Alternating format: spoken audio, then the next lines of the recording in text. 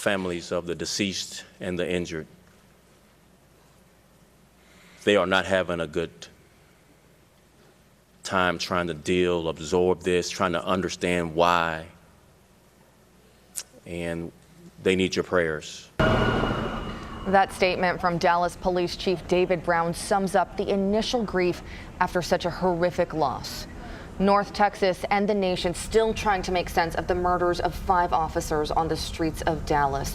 And joining us this morning is trauma grief counselor and chaplain Veronica Sites. And thank you so much for being here. It's so important as so many of us try to process this grief in a tragic time. Thank you. Thank you. Thank you for having me. And you're actually getting ready to meet with the families of these victims. Yes, I'll be reaching out through the officers to the families and just letting them know. I mean, our organization, Victim Relief Ministries, is very well collaborated with the Dallas Police Department, have a long-standing relationship.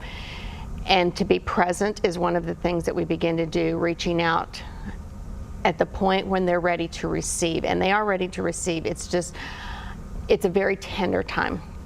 So we don't force anything, we just are present. We begin to start, like you said, it is a process. And we're on day 2 for us, but it's still very fresh in the first 24 to 72 hours of the most impacted traumatic victims, which this time it's our officers. Sure. Is still an intake time. So they're not really at the place where they're beginning to process, but as a responder, a secondary responder, we begin to come alongside to activate what will create a wellness opportunity for them. How do you start those conversations with someone who's lost someone that they love just so recently? Well, you don't ask them how they're feeling. You love them. You reach out, you touch, you hug in an appropriate manner. Some don't want to, some will retreat. It's normal to want to ask how someone feels, but it's better for them to sense the presence of how deeply you feel. Compassion, empathy, and sympathy, and there's a difference between the two. Empathy is that which I have had a loss similar to yours. I'm not going to say I understand. Sympathy wants to understand and may mistakenly use the words, I understand, you don't. Sympathy is not associated with the loss familiar to that. So this is a time in the community where when we have a tragedy, we never want to think that it is beneficial in the future, but it is. The widows of fallen officers previous to now, a process of their healing. If they are at a stable place where they can strongly do that, come alongside the widows that are now experiencing exactly what they know is part of the journey of losing a peace officer.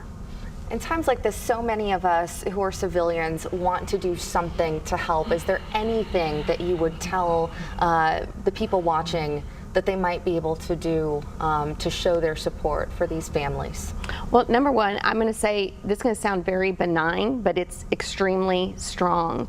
Go ahead and on your calendars 3, 6, and 9 months from now, put the dates on there and reach out to the officers and the families at that time.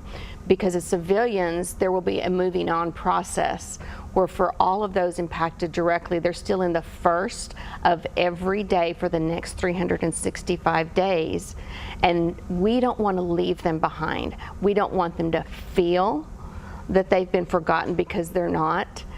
It's plan, prepare, and perform. So today, if somebody wants to take action as they're leaving the memorial, if they go to the memorial site at the police station, put it on your calendar. Don't forget this. We don't leave our own behind. Absolutely. And for those at home who are also experiencing this grief in our city, in the metro area, what do you tell people as they begin to come to grips with what happened?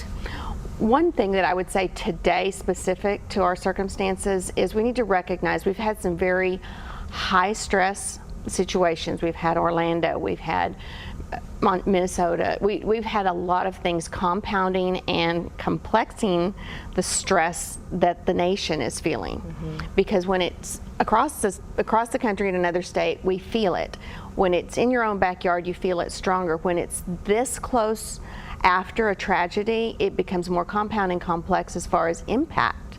Sure. So one thing is recognize that healthy measures are necessary, and under the circumstances, we are all experiencing what is normal to the circumstance.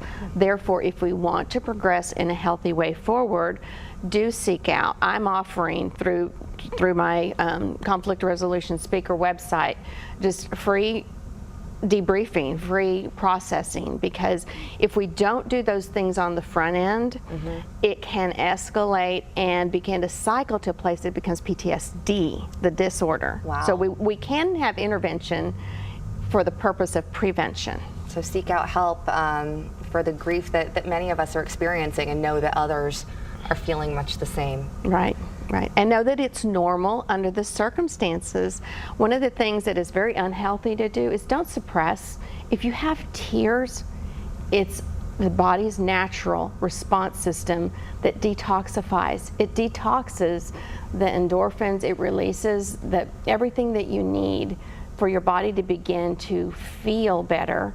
And sometimes when we can't put on a word on the finger of the feeling, it's because we've got a lot of chemical toxicity going on in our bodies. So it's actually a physical response It's a physical response of our body's wiring to heal itself. Wow, that's incredible. Yeah. Thank you so much for shining such a great perspective on what many of us are feeling and how we can help show our support. My Thank pleasure, you. Monica. Now, this incident comes less than a month after the shootings in Orlando, which we know also may have created feelings of grief. With so much negative headlines, so many negative headlines, how can people stay informed without getting down? And what are the signs that someone should reach out for help to deal with their grief? We'll continue this conversation on our website and our Facebook page.